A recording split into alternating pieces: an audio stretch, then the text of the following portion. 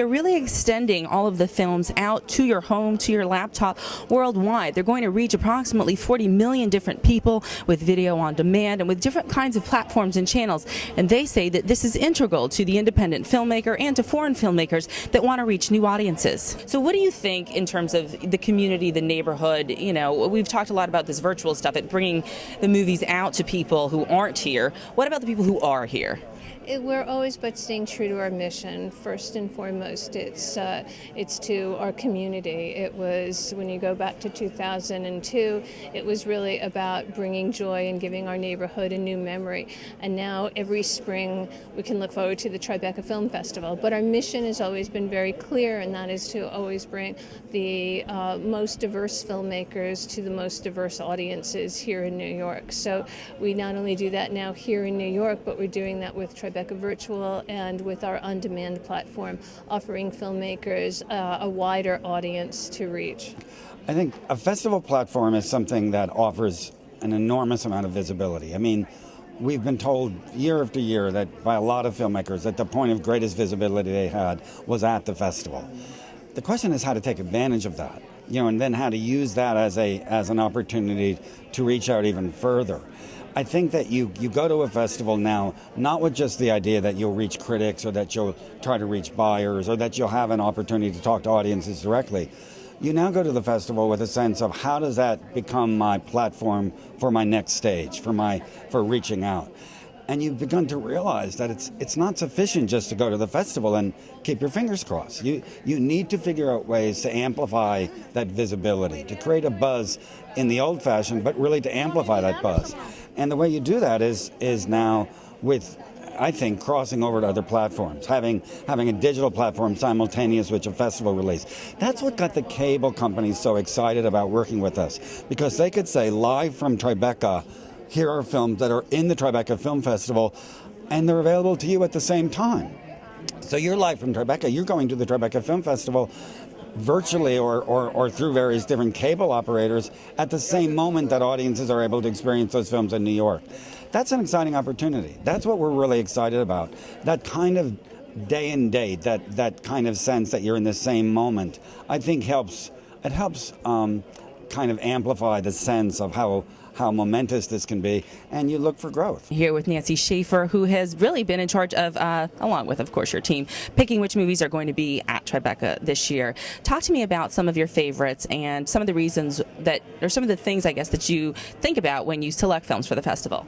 Yeah, and I really do speak for my team because I am actually less involved in programming than I have been in previous years, because of all the other great platforms that we're doing. But we do, the programmers do scour the globe looking for films. We're trying to find the best films from around the world to bring to audiences both here in Tribeca and, as I said, in our new initiatives online and through our Tribeca Film distribution platform. What are you personally looking forward to, and what do you think speaks to the Tribeca community and to the New York area, perhaps most poignantly now for people? What might resonate? In terms of which pictures might... Yeah, which pictures, which genres, which kinds of films? Well, I think there's an array of pictures that are very uniquely New York. Arias with a Twist is a side of New York that you don't always see. Last Play at Shea is wonderful. Billy Joel's last concert at Shea Stadium is terrific. Also, My Trip to Al-Qaeda, Alec Gibney's movie, gives us a sense of history of what happened not only before September 11th, but beyond September 11th. Spitzer is also a way, too, for us to look at what has happened not just here in New York, which it does focus on, but just politics in this country. But as long as you put it out there, and there are more ways than ever, obviously, to do that now, and so people have to be creative in what they are and finding them, but also being cognizant of the fact that the onus is on them to do that. It's not just going to, they have it at the festival and then somebody picks it up and that's the end of the story. Yeah, and that's exactly the point. You can't just say, let's rely on what traditional marketing has been, because we know that this business, if anything, the problem in the business has been that the marketplace is so crowded. It's so difficult to get not just exposure in the marketplace, but visibility. And that's what you need to find. That's what festivals offer. They offer visibility. You get a little bit ahead of your head goes above the fray here. You're able to really capture an audience that you otherwise wouldn't have captured. That's what the virtual festival does. That's what the digital platform does by reaching out. And really, I think those different arenas help amplify each other. They work against each other, and they help develop a kind of, hey, wow, this is everywhere type of sensibility, and that's what you want. So you mentioned a couple of the ones in the press conference part of it that you sort of highlighted as ones to look out for. A couple of them were comedies. Tell us a little bit about the role of comedy at Tribeca, and what do you think it might play?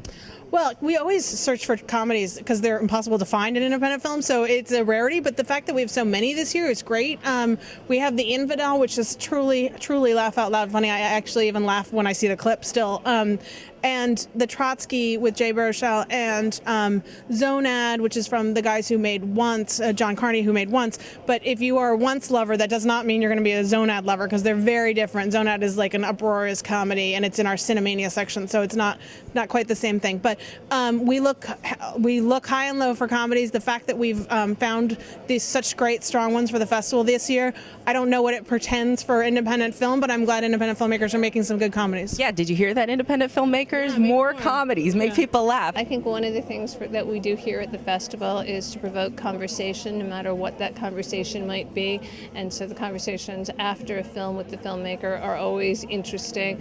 The one thing about Tribeca is you just never know what to expect. So we hope everyone will come, and there's still tickets available, and they should come to the film festival. Jane Rosenthal, co-founder of the Tribeca Film Festival, thank you so much for speaking with Film Slate Magazine today. Thank you. The last question I have on this theme, or in general for you, because I know you got other interviews to do, but when you're talking about traditional theaters, when you're talking about brick and mortar, like I live in Park Slope and there's one right around the corner, how does this all play out with that? I mean, are they continuing to sort of fall by the wayside like drive-ins, or not so much?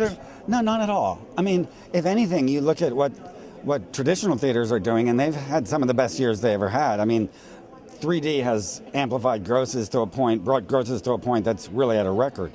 But that doesn't necessarily mean that it works for independent or international film.